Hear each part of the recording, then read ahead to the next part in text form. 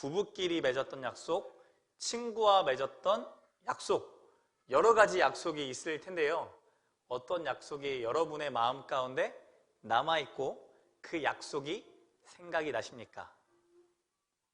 제가 약속을 말하는 이유는 성경에 보니까 하나님이 참 많은 약속들로 우리들에게 찾아와 주십니다. 오늘 본문 창세기 12장의 말씀도 사실은 하나님이 찾아오셔서 하시는 약속이세요. 그래서 잘 살펴보면 창세기 1장에서부터 하나님은 쭉 약속하셨습니다. 태초에 하나님이 천지를 창조하시니라. 그리고 그 창조한 마지막에 그 중요한 마지막의 완성품이 누구였죠? 하나님의 형상과 모양을 닮은 사람이었어요. 하나님의 모양은 하나님의 인격과 성품을 닮은 거라고 했습니다. 하나님의 형상은 하나님이 만드셔서 다스리듯이 우리에게 하나님의 형상으로 이 세상을 다스릴 수 있는 대리통치자로 삼으셨다라고 말씀했어요.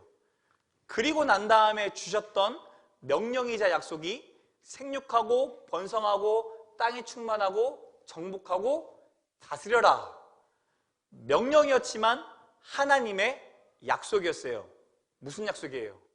내가 수고하면 거둘 수 있는 약속을 하나님이 주셨습니다.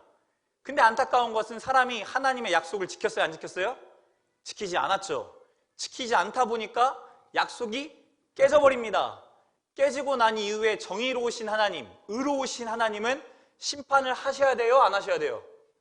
하셔야만 해요. 하나님이 의로우시기 때문에, 하나님이 순결하시기 때문에 순결한 의로운 하나님의 백성과 함께 교제하셔야 하기 때문에 의롭지 않은 죄에 가득한 우리와 함께 교제할 수 없었어요. 그래서 하나님이 심판을 하시죠. 하지만 하나님은 심판 이후에 찾아오셔서 뭘 하시죠? 약속을 하십니다. 그게 원시복음, 원복음이라고 하는 창세기 3장 15절의 말씀이에요. 여자의 후손을 통해서 하나님이 이 세상을 구원하시겠다라는 약속을 하십니다. 그래서 아담에게 가인과 아벨을 주셨는데 가인이 누구를 죽였어요? 아벨을 죽였죠. 살인을 저질렀던 가인은 여자의 후손이 될 수 없었습니다. 그래서 누구를 주셨어요? 셋을 주셨어요. 셋을 주시고 그 이후에 계속 쭉쭉 가다가 누굴 주셨죠? 노아의 홍수, 노아를 주십니다. 그리고 이 노아 다음에 누구를 주셨어요? 오늘 11장 그 앞에 나오는 셈의 족보라는 게 나오는데 셈을 주십니다. 하나님은 여자의 후손, 이 구약성경의 여정은 여자의 후손이 누구인가, 어떤 여자의 후손이 와서 우리를 구원할 것인가에 관련된 이야기예요. 우리를 심판하셔야 했지만 심판 이후에는 하나님은 항상 약속을 주셔서 다시금 우리가 살아갈 수 있도록 하나님의 나라를 이루어갈 수 있도록 인도하셨어요. 노아의 홍수 다음에는 무지개 언약을 통해 다시금 살아가게 하셨어요. 사람은 실패하나 하나님은 실패한다, 실패하지 않으신다? 실패하지 않으신다. 사람은 약속을 어기나 하나님은 약속을 어기신다, 어기지 않으신다? 어기지 않으신다라는 것을 지속적으로 말씀해 줍니다. 그리고 난 다음에 셈의 족보인 마지막 아브라함이란 사람이 오늘 본문에 나옵니다. 아브라함은 예수님이 아닙니다. 아브라함은 여자의 후손이 아닙니다. 혹 여러분이 교제하는 누군가가 그 여자의 후손이 90%는 예수님이고 10%는 다른 사람이라고 말하면 그 사람은 누구예요? 이단이에요. 3장 15절에 나와 있는 여자의 후손이 대체 누구냐? 어떻게 여자의 후손이 어떻게 점진적으로 발전돼서 예수님이란 사람이 누구인지를 보여주려고 하는 건데 그게 누구냐라는 질문을 해요. 오늘 본문에서는 이 아브람이란 사람이 나옵니다. 하나님께서 아브라함에 갑자기 찾아오셔서 말씀하시죠. 우리 12장 1절 말씀 같이 한번 읽겠습니다. 12장 1절 말씀 시작.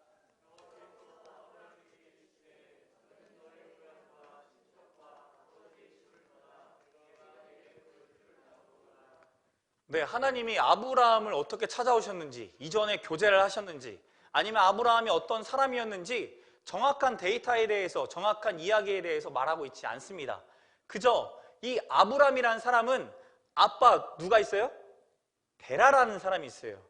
데라라는 사람이 있고 이 데라라는 사람 밑에 아들로 아브람, 나홀 뭐 이렇게 가족들이 있다라는 얘기만 합니다.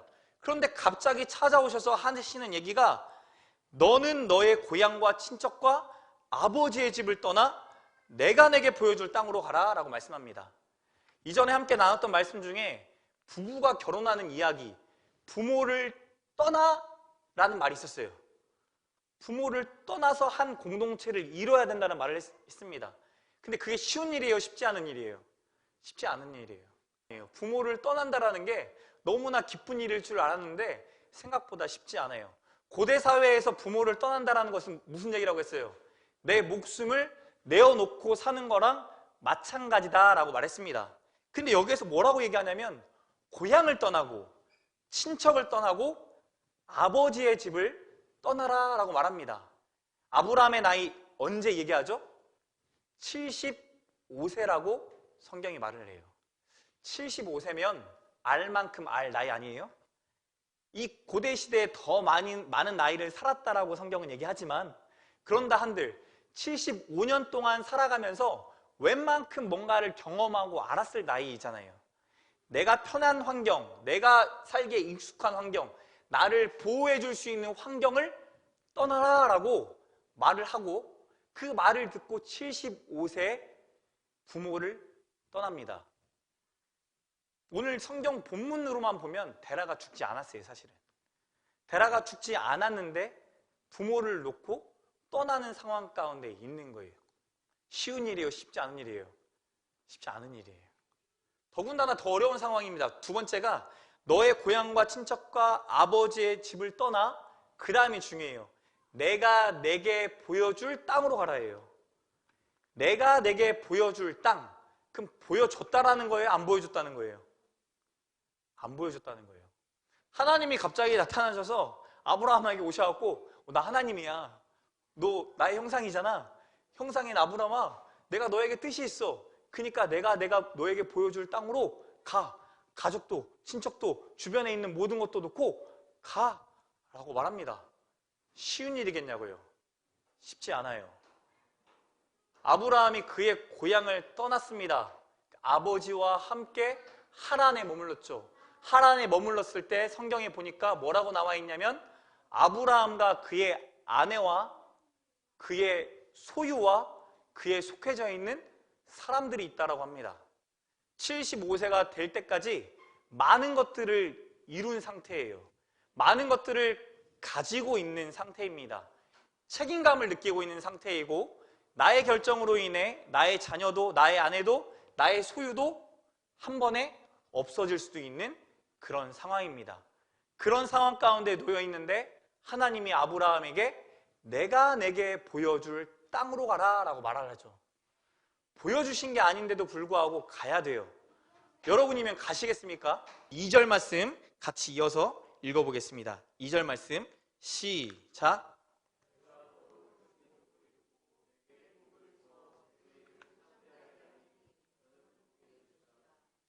내가 너로 큰 민족을 이루고 내게 복을 주어 내 이름을 창대하게 하리라. 근데 이 12장 본문 이전에 11장 30절에 사례는 임신하지 못함으로 자식이 없었더라 라고 말합니다. 아브라함에게 찾아오셔서 하나님이 하시는 약속이 뭐예요? 내 후손을 주겠다. 내 후손이 많아질 거다. 내 큰 민족을 이룰 정도로 후손이 많을 거다라고 약속하셨어요. 근데 아이러니하게도 사례가 임신했어요? 안 했어요? 임신하지 못했다. 다른 말로 하면 후손이 없었다예요. 근데 하나님께서 그렇게 하시겠대요. 내게 복을 주어 내 이름을 창대하게 할 것이다 라고 말씀하세요. 큰 민족을 이루는 것도 말이 안 되는데 고작 그냥 갈대아 우르에 살았던 한 사람, 하란에 머물렀던 한 사람, 이 한 사람을 통해 하나님이 그 사람의 이름을 높이겠대요. 지난주에 살펴봤던 바벨탑, 바벨탑을 쌓았던 사람들의 이유와 목적 중에 하나가 자신들의 이름을 내고였어요. 무슨 말이에요? 내가 열심히 벽돌을 만듭니다. 내가 거기 벽돌 위에 석청을 붙입니다. 내가 열심히 수고하고 노력하고 애써서 쌓은 탑 위에 뭐를 내겠대요? 내 이름을 내겠대요. 우리가 그것 때문에 그렇게 열심히 살지 않았습니까? 이 땅에서 성공하기 위해, 이 땅에서 잘 먹고 잘 살기 위해, 이 땅에서 내 이름을 내기 위해 참 열심히 살았잖아요. 바벨탑을 쌓았던 사람들도 자신의 수고와 자신의 열심으로 힘들면서도 벽돌을 만들고 벽돌을 만든 그 위에 역청을 바르고 또 벽돌을 세우고 했던 거예요. 잠을 줄여가면서 내 이름을 내기 위해 사는 인생이 얼마나 힘들겠냐고요. 근데 하나님이 하시는 약속이 뭐예요? 너가 뭐를 해서가 아니라 내가 그저 너를 부르고 너를 통해 큰 민족을 이루고 내 뭐를 이름을 창대하게 하리라 말씀하세요. 그 말씀이 이미 우리들에게 되어졌고 이루어졌어요. 왜냐하면 우리가 아브라함을 부를 때 믿음의 조상이다라고 전 세계 열방이 이미 말하고 있잖아요. 그의 이름을 높이고 있고 하나님의 이름을 높이고 있잖아요. 근데 이 약속이 주어질 때에는 아브라함에게 이 약속이 믿어졌겠냐고요.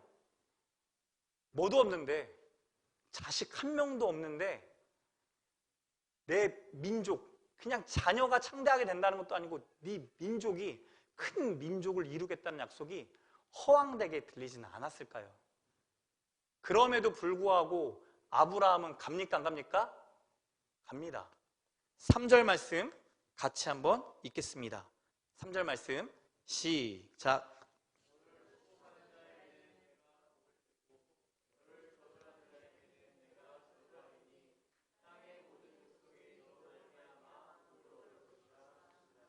여기에서 중요한 것은 땅의 모든 족속이 너로 말미암아 복을 받을 것이다 라는 말이에요. 땅의 모든 족속은 무슨 말입니까? 열방을 뜻해요. 바벨탑에 모였던 사람들, 그리고 흩어졌던 모든 민족들, 모든 사람들을 포함한 민족이 너로 말미암아 복을 받게 될 것이다 라고 말씀하세요. 여러분, 한 주간 살아가면서 내가 복된 사람이라는 것을 느끼며 살아가십니까? 이번 한 주 살아가면서 여러분 주변의 사람들이 당신 때문에 우리가 참 복된 것 같아요. 당신 때문에 우리가 참 많은 은혜를 누리는 것 같아요. 당신 때문에 뭔가 참 잘 되는 것 같습니다 라는 말을 들어보신 적 있으세요? 지금 이 얘기하고 있는 거예요.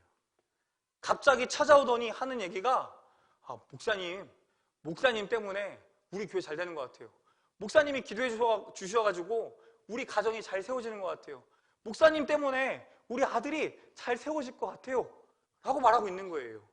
신기하지 않으세요? 하나님이 이곳에 보내실 때 주셨던 약속이 떠올라서 마음이 녹더라고요. 가정 세우기로 했잖아. 다음 세대를 인격적으로 대우하고 다음 세대와 함께 하기로 했잖아 라는 하나님의 약속이 떠오르는 것처럼 여겨지더라고요. 쉬운 일이 아닙니다. 하나님의 약속이, 아브라함에게 찾아오셔서 하나님의 약속이 쉬운 이야기가 아니에요. 근데 이거를 저도 여러분도 경험하셨으면 좋겠어요.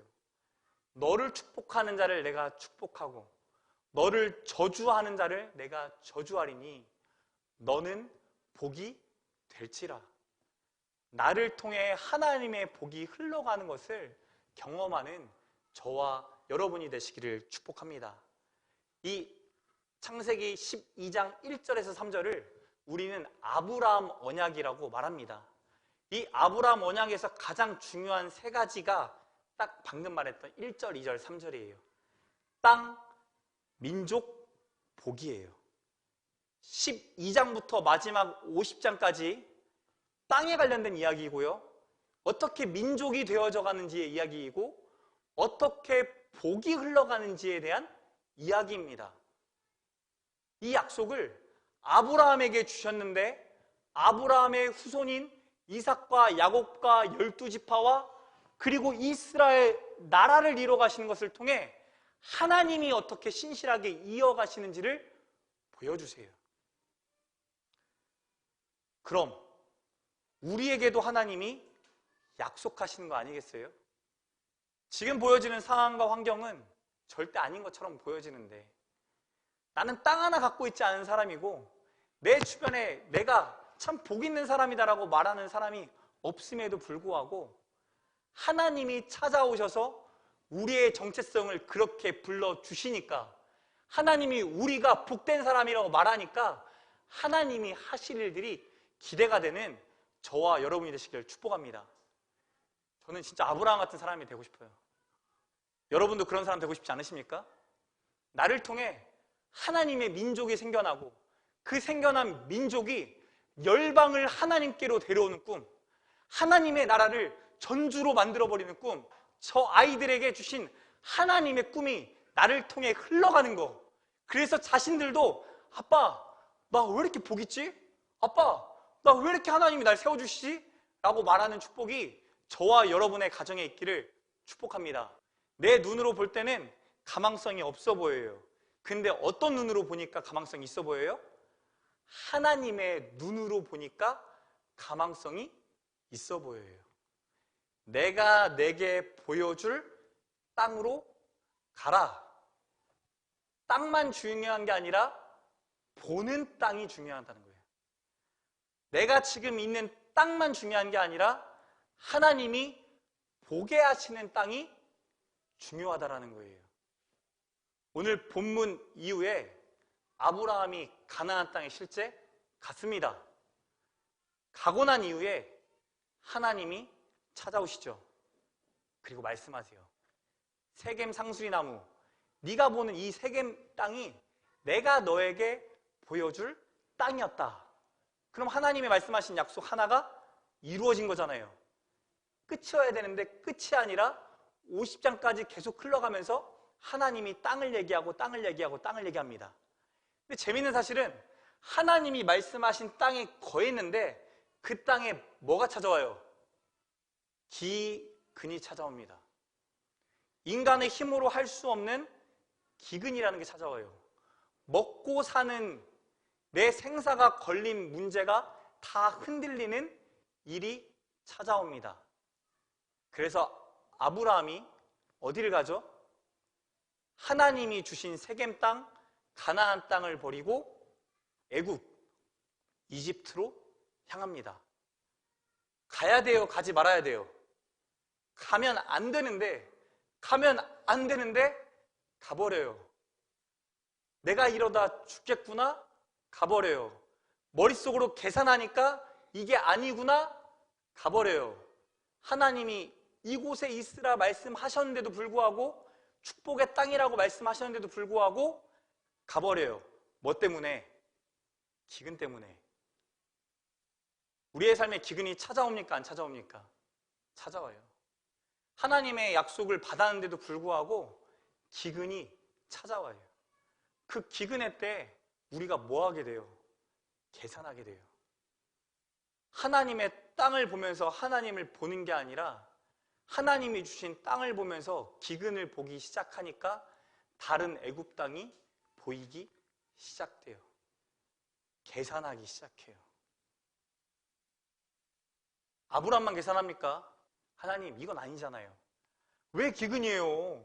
하나님이 계획하셨던 길이면 더 좋은 길로 가야지 왜 기근입니까? 더 좋은 땅, 가나안 땅 이쪽으로도 가라고 다시 한번 말씀해 주시면 안 됩니까? 제가 엉뚱한 얘기 하고 있습니까? 아니잖아요. 근데 우리가 뭐예요? 눈에 보이는 대로 하나님하고 계산하고 하나님하고 딜하며 살아가더라는 거예요.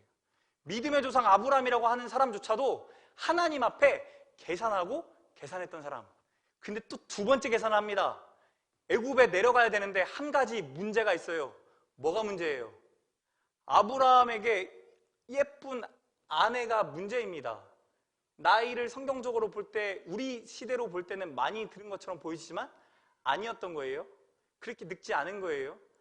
아내 사례가 너무나 아름다워 보이고 이 고대 사회에서 여자를 취하려고 할 때 남편을 죽이고 취하는 일들이 있었다라는 것을 전제합니다.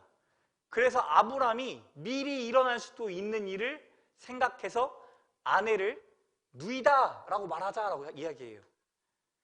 누이 맞아요? 아니에요? 아니에요. 성경적으로 보면 친척 누이예요. 실제 누이가 아니란 말이에요.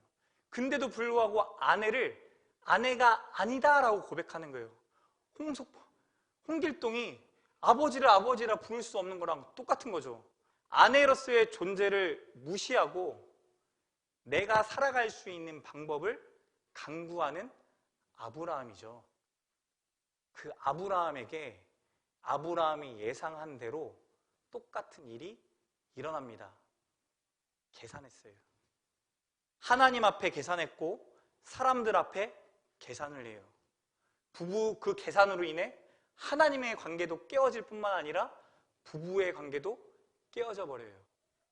그때 하나님이 또 개입하시죠. 개입하시고 그 관계를 회복시키시고 다시 그들을 하나님이 불러오세요. 사랑하는 성도 여러분, 한 주간 살아가면서 우리가 얼마나 하나님 앞에 계산하는 존재인지 한번 생각해 보셨으면 좋겠어요. 하나님이 주실 약속을 얘기하시지만 그 약속조차 잘 믿어지지가 않아서 계산하고 계산하는 우리의 모습을 보게 되는 것 같아요. 그럼에도 불구하고 하나님은 신실하셔서 하나님이 말씀하신 대로 계속 이루고 계신 것들을 우리에게 깨달아 알게 하세요. 여자의 후손을 통해 보여주셨고 무지개의 언약을 통해 보여주셨고 오늘 아브라함의 언약을 통해 창세기 50장에 이를 때까지 하나님이 이 약속을 지키시는 것. 아니 인간이 또 죄짓고 또 이 약속을 깨버리니까 이 약속을 갱신시키셔서 더 확장하는 하나님의 사랑을 저도 여러분도 경험하게 되기를 축복합니다. 아브라함의 언약을 통해 하나님의 언약이 저와 여러분 가운데 기억나셨으면 좋겠어요. 하나님께서 여러분에게 주신 하나님의 말씀은 뭐가 있는지 질문한 적이 있습니다. 여러분 그 이후에 한번 찾아보셨나요? 하나님이 나에게 어떤 약속을 하고 계신지, 어떤 약속을 주시고 그 약속을 신실하게 이루어가고 계신지 체크하고 계십니까? 체크해 보셨으면 좋겠어요. 하나님의 약속을 기억하셨으면 좋겠어요. 신명기에 가니까 자녀들을 가리킬 때 문지방에 새기고 미간에 새기고 눈에 보이는 곳곳에 하나님의 말씀들을 새기라고 합니다. 그리고 마지막에 뭐에 새기래요? 마음, 중심에 새기라고 말을 해요. 하나님은 약속하시는 분이시고 그 약속을 이루시는 분이다라는 것을 눈으로 보고 느끼고 경험하고 고백하라고 말씀하시는 거예요. 9월, 10월, 11월, 12월 이제 4개월 남았습니다. 2021년 돌아볼 때 참 힘든 시간의 연속인 것 같아요. 저도 코로나가 6월쯤이면 다 끝날 거라 생각을 했습니다. 길어봤자 진짜 연말이겠지라고 생각을 했어요. 근데 내년도 코로나일 것 같아요. 그런데 뭘 기억하는 거예요? 상황과 환경은 내 뜻대로 되어지지 않지만 기근이 여전히 있지만 하나님의 약속을 기억하고 기근 때문에 넘어지지만 다시금 약속을 주셔서 하나님을 따라가게 하시는 것, 그거를 경험하는 저와 여러분이 되시길 축복합니다. 아브라함도 계산했어요. 여전히 계산하죠. 계산하지만 그 계산을 잠시 하나님께 내어놓고 나아갈 때 하나님이 우리를 믿음의 조상 아브라함처럼 만들어 가시는 하나님의 역사를 보게 될 줄 믿습니다. 그렇게 되면 나의 스토리가 하나님의 스토리가 되고 나의 역사가 하나님의 역사가 될 줄 믿습니다. 하나님은 참 선하세요. 우리는 계속 약속을 깨는데 계속 계산하는데 하나님은 끊임없이 우리에게 계산하지 않으시고 그 약속을 지키시려고 끝까지 수고하세요. 심판을 뚫고 하나님의 약속을 세워가세요. 이번 한 주간 저와 여러분이 이 찬양으로 고백하면서 이번 한 주간 12장의 말씀을 다시금 읽어가시면서 하나님이 나에게 주신 약속들이 무엇인지를 되새겨 보셨으면 좋겠어요. 그리고 그 약속을 집에 적으시고 눈에 보이는 곳에 적으시고 매일 아침을 시작하시고 하루를 마치셨으면 좋겠어요. 하루를 시작과 끝을 하나님의 말씀을 기억하는 것으로 한번 해보셨으면 좋겠어요.